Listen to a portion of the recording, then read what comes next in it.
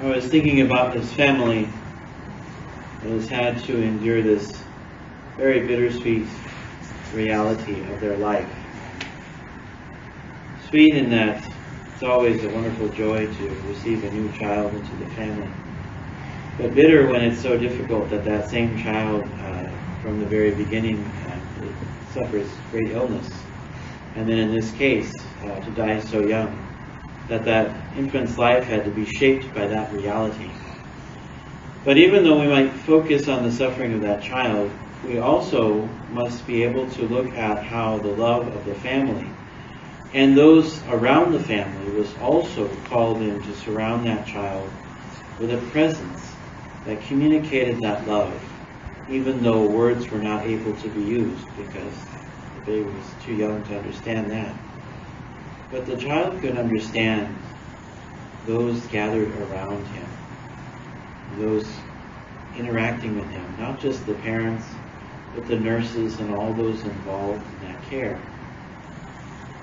And in the first reading, we have John eating this scroll, and it's sweet to his taste, but it's sour in his stomach.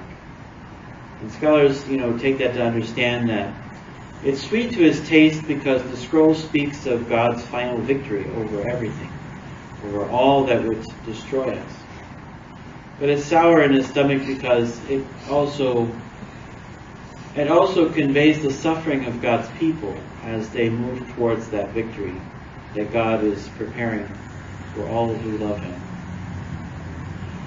And I believe that one of the greatest gifts that we as disciples can help people understand is that sense of being surrounded by God's love even in the most difficult parts of life.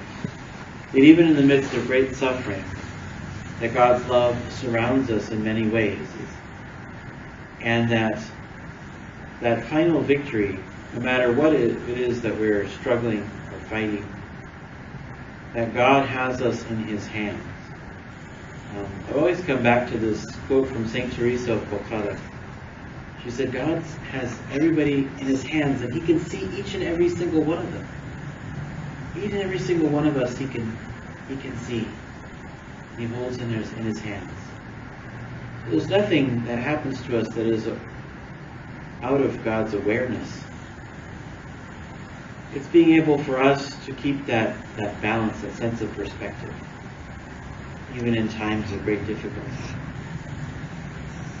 And Jesus, in his cleansing of the temple, it reminds us that every once in a while we have to cleanse the temple of our heart, the things that keep us from being aware of God's presence.